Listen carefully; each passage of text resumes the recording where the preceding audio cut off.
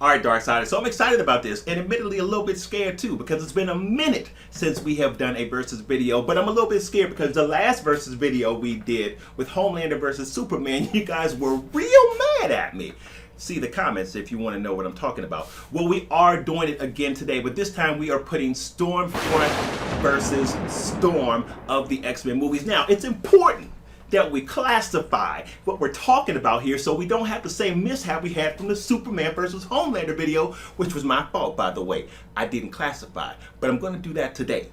I am only talking about Stormfront from the show The Boys against Storm from the X-Men movies, not the comics. Understand, classification set, I think we're ready. We justify it by 6 criteria, Darksiders. Here's what they are.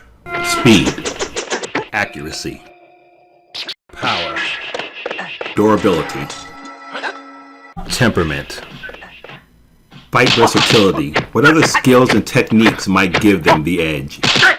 Alright, Darksiders, let the hate begin. Let's go. Speed. So when it comes to the category of speed, I am giving this category to Stormfront because she demonstrates that speed in the show The Boys. Now, when we think about Storm from the X-Men movies, she might be known as someone that has supreme control over the weather, but you don't think of Storm as someone being particularly fast. Even when you think of Storm in the comics, that is not one of the attributes that's highlighted about her. But we see Stormfront demonstrate her speed in the show. So this category has to go to Stormfront. Power. This next category, power, takes a little bit of definition so that you understand how to properly evaluate the girls when it comes to this. When I say power, I'm talking about power outlay, the level of damage you can do with a kick or a punch. So when we look at it from that attribute, again, we have to give this attribute to Stormfront. We see the level of punishment that she is able to give to the female in The Boys. Now, when we think about physical punishment, we don't, again, normally attribute that to Storm, especially in the X-Men movies. It's just not the type of output that she gives. So, in evaluating the two by this category, you gotta give this to Stormfront. Accuracy. Now, this next category of accuracy, I'm just going to come out and say that it's probably a draw. I'm not going to spend a lot of time on this because it would seem to me that neither one of them have done anything to suggest that either one would have an up on each other in this category. They both seem fairly accurate. Now, you could make the argument that in season 1 of The Boys, most of the 7 were very inept with their powers. You could not say this necessarily is the case of Stormfront because she wasn't part of the 7 then, and she doesn't appear to be out of control with her powers in season 2. Now, you might make an argument where she is displaying a lack of control, where she's basically going after Kimiko's brother, but that wasn't a lack of control. That was just a lack of caring. She was just straight being destructive. It wasn't a matter of her trying to aim and miss. She didn't care. She just wanted to take them out. So that would be my argument there. I would say that this category is definitely a draw. Durability.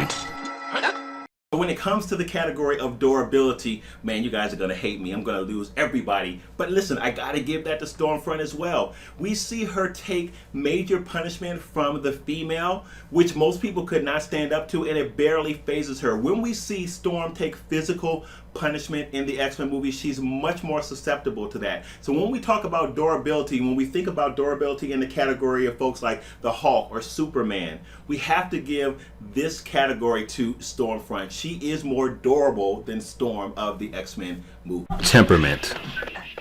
Now, this category of temperament is easy for me. This easily goes to Storm of the X-Men movies.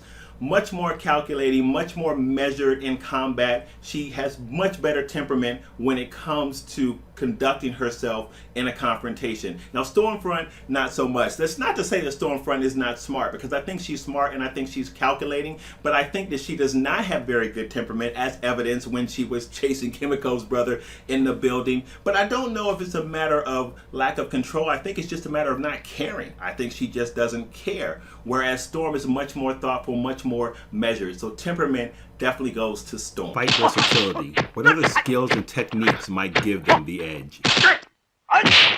Now, the next big category is fight versatility. I love this category because this can swing the battle in one person's direction. You could have won every other category over here and get to fight versatility and still come out on top because you possess this thing, some special skill that would give you the edge. So when it comes to fight versatility, here is who I think wins this category as well. So I think Stormfront comes out on top here. And the reason for that is all the other attributes she brings to this fight would give her the edge over Storm from the movies. Now I want to highlight that again for those of you all who are fussing about this. I'm not talking about Storm from the comics. As a matter of fact, I will go on record as saying if it was Storm from the comics, it would probably be a much different scenario, as her abilities in the comics are much more far-reaching than what we know of Stormfront in the Boys the Show and in the comics, really.